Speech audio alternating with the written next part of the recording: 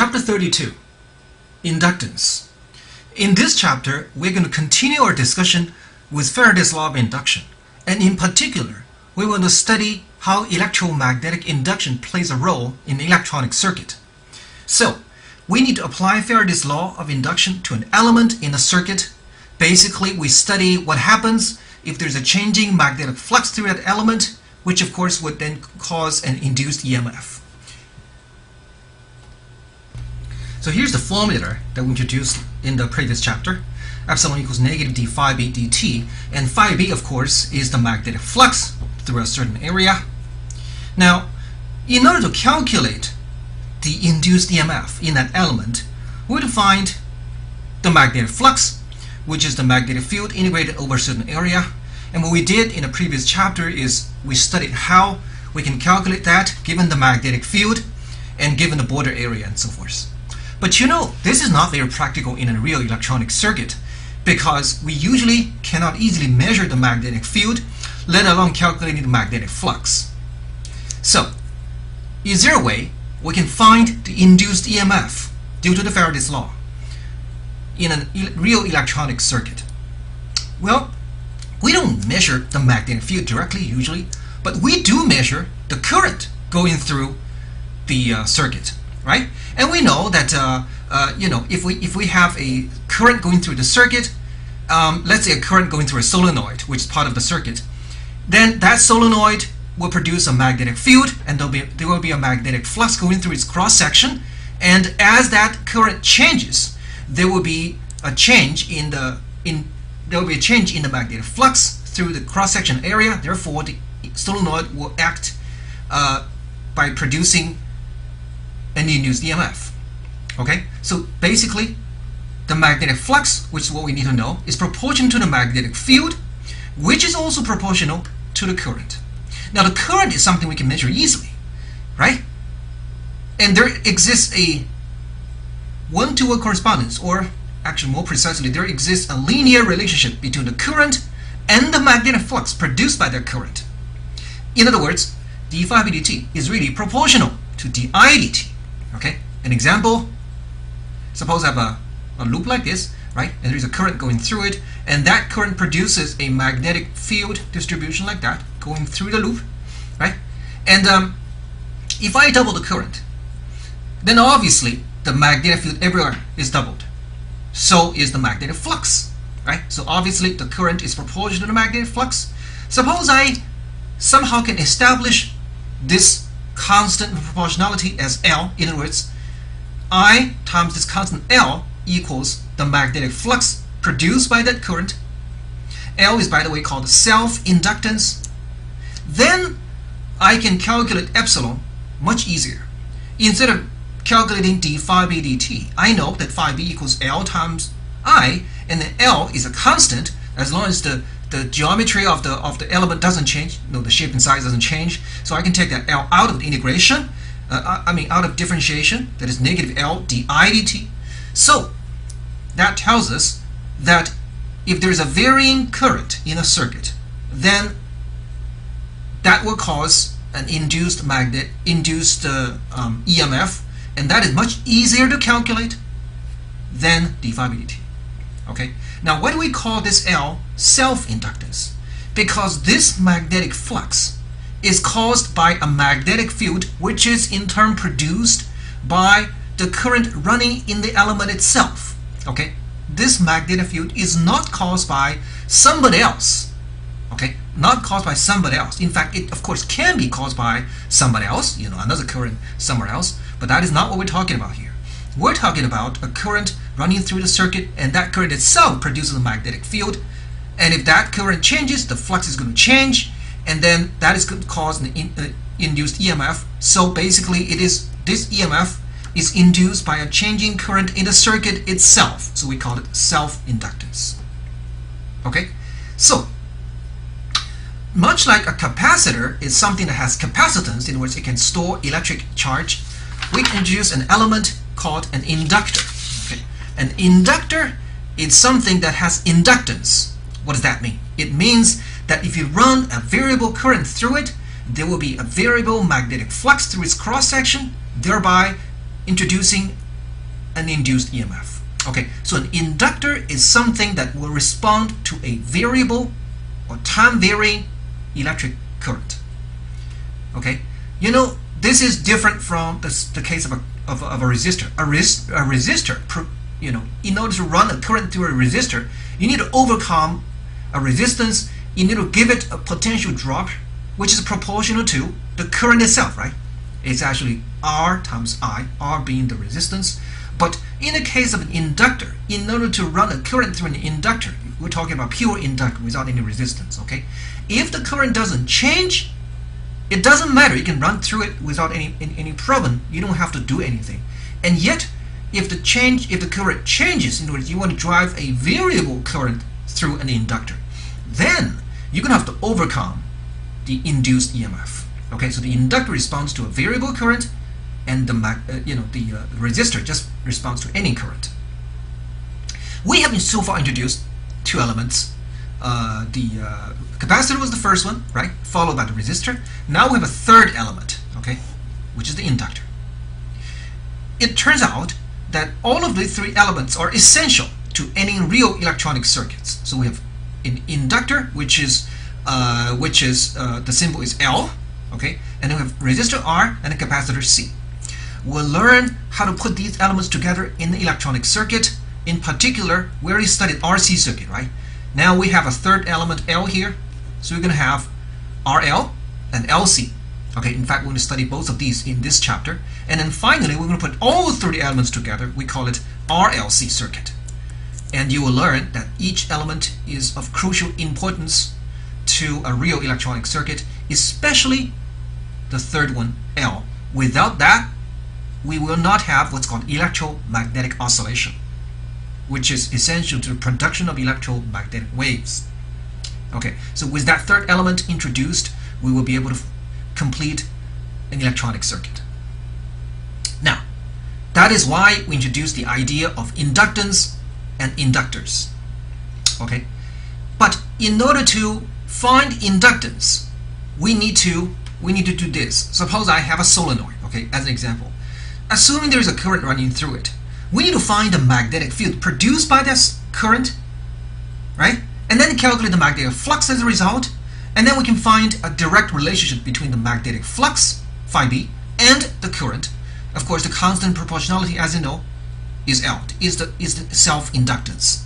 So that is how we calculate the self-inductance, and let's see how we can do that. Okay, let's look at some examples how to do that. The first example, perhaps the most commonly used inductance or inductor, is shaped into a solenoid. Okay, a solenoid. So I have a current running through a solenoid like this. Okay, and assuming it's a very long solenoid with uniform winding, then its cross-sectional area is filled with more or less a uniform magnetic field. Do we know what the magnetic field is? Well, we learned in Ampere's law. With Ampere's law, we can calculate the magnetic field, right? And B, the interior magnetic field, is equal to what? Mu naught Ni. Right? You know what N still remember what N means? This small n, number of turns of the loop per unit length. Okay, per unit length. So that's the magnetic field, and it's more or less uniform. Okay, for an ideally infinite long straight solenoid, B is exactly uniform over its cross section, and therefore phi b is rather simple to calculate. It's just B times A being the cross section area. Okay, and what is that equal to? That would be equal to mu naught Ni A. Okay, so what is the inductance of this problem? Well, you see, the inductance really is that constant of proportionality between phi b and the current I. Okay, but be careful here. The same magnetic flux going through every single loop, right? Every single loop. So in every single loop, if that phi b changes, you're going to have an induced EMF over that single loop, right? Now, what is the total EMF for all these loops? Okay, what is the total, potential difference between, say, this terminal and that terminal due to a changing magnetic flux? You have to add all these loops up, contribution from all these loops up, right? Okay, so That means if there are n turns, n is total number, big N, okay, number of turns from here to there, then the total EMF will be n times the EMF of each single one of them, right? And then we have to take that into consideration. So the expression that we had here assumed that there was only one turn. Okay, so you're looking for the electric induced EMF produced only in that one turn. Suppose there are n turns, then you're going to multiply phi b by n. Be careful about that. Why? Because that means L is multiplied by a factor of n, and so is the corresponding EMF. Okay, because the EMF is proportional to L, right? L is, we now have an extra n here, so this L is increased by a factor of n, and that makes sense because we get n loops. Each loop has this much epsilon. Of course, what is the total amount of epsilon? N times that. Okay, so the more general definition, suppose you get n turns. Okay, not just one turn, but n turns, and the flux through each turn is phi b. Then in the definition of L, you're going to have an n here. This n is the total number of turns again, and therefore, in our case, we do have n turns, not just a single turn. So in our case, okay, we have n phi b equals Li. This is the total number of turns, big N. Small n is the number of turns per unit length, and therefore, in our case, L equals to what? Equals n phi b over L. I'm sorry, over I, right? Over I. This is I, the current, and then let's work it out. N times mu naught. Okay, times small n, which is the total number n, divided by what? The length, right? The length of the solenoid. We call it length L. Okay, over L, then times the cross-sectional area A. Okay, and what do we do? We divide this by the current. Okay, by the current. So there is a current here as well. So you see the current cancels, and let's simplify this a little bit. It is a big N squared. It's mu naught big N squared times A over L. Now I can also rewrite this. I can express it in a different fashion, because big N, the total number of turns, is small n, number of turns per unit length, times L. Okay, I can rewrite this as mu naught small n times L squared A over L, and then what you have left is mu naught n squared A L, right? Now what is A times L anyway? A is the cross-sectional area, that's A. L is the length, so A times L is what? Is actually the volume of the solenoid, right? So I can write this as mu naught n squared V. Okay, so you see, the bigger the solenoid, the higher its value of self-inductance.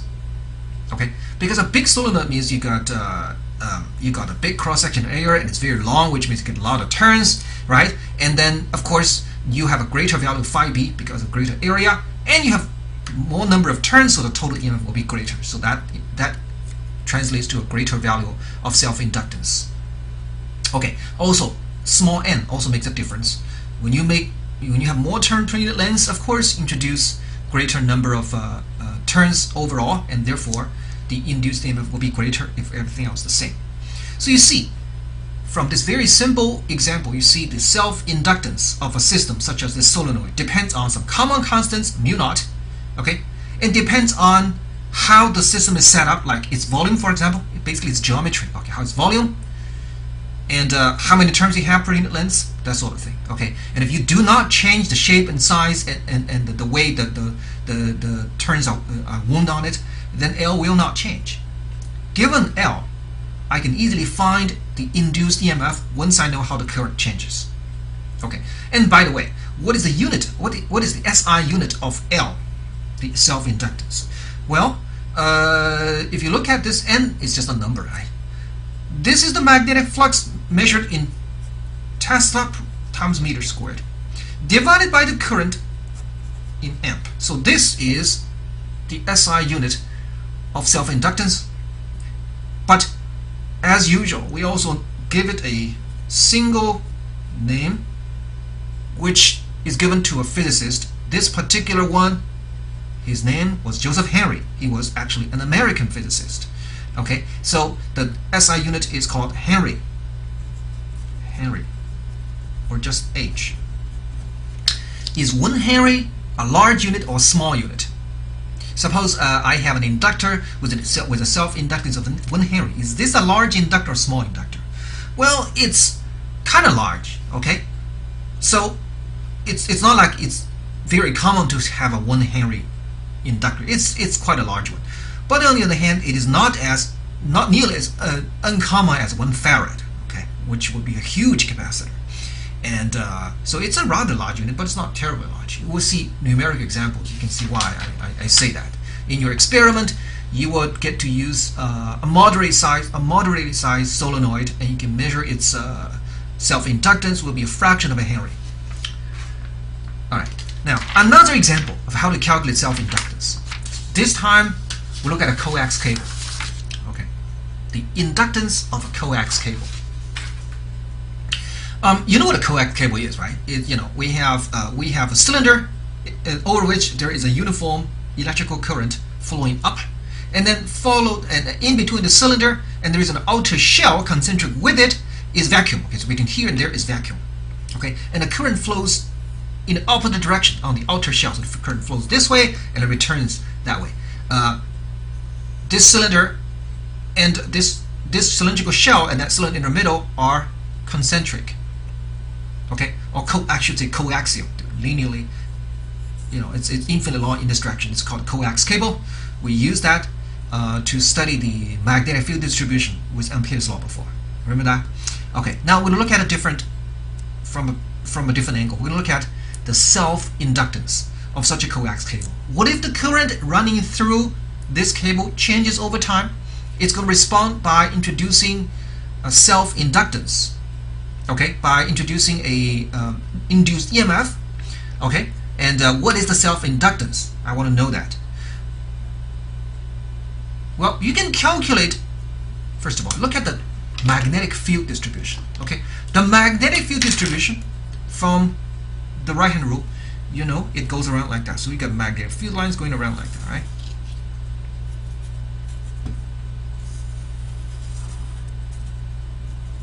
So you got field lines like that. There is no magnetic field outside, right? There's no magnetic field outside because of the fact that this current and that current cancel each other out. So, in order to find the self-inductance, I must first be able to calculate the magnetic field, which of course I can either do, but also I need to find a cross-sectional area over which the magnetic field will produce a flux.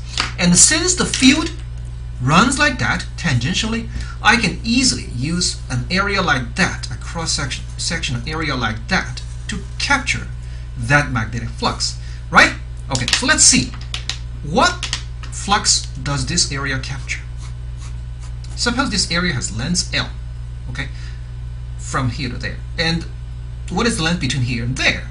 Well, if the interior radius is A and exterior radius is B, then this from here to there will be B minus A. So we look at this area. The magnetic field lines are perpendicular to the area, right? But yet it varies in magnitude between here and there. Okay, in order to find the magnetic flux, we need to imagine dividing this area into what? Strips like that. We did that before in order to calculate the magnetic flux in the previous chapter, so we're reviewing it. Assuming that you have an axis like that, okay, a coordinate system R like that, so it's between R equals A and R equals B, right? Okay, the magnetic flux, the magnetic field has this magnitude, B equals mu naught I over 2 pi R. R is measured from the axis, the center, okay? And then so everywhere on that strip between R and R plus dr, we know the field has the same magnitude. That's why we get divided into strips like that, parallel to the axis of symmetry. So, what is d phi b? D phi b over this shaded area would be b times what? dA. Okay, I know what b is. B is mu naught I over 2 pi r. And I know what dA is. It's just length times thickness, which is dr. So it's L dr. Okay, we're now ready to integrate between here and there to find the total magnetic flux. So phi b would be equal to what? Mu naught I L over 2 pi 1 over r dr, going from a to b. Okay, going from a to b. So do the integral, you get a natural log function. Mu naught I L over 2 pi natural log b over a. Phi b, we got phi b. It is indeed proportional to the current. Now, of course, in this case, there is only one turn. Okay, you don't have multiple turns around it. So n, big N equals 1. So therefore, what is the self-inductance? L. L equals what? Phi b over the current I. Okay, let's see what is that equal to. It's mu naught. There is an L, which I will write down in just a minute. 2 pi natural log b over a. Okay, now I do have an L here, and you see the self-inductance is proportional to the length we're talking about.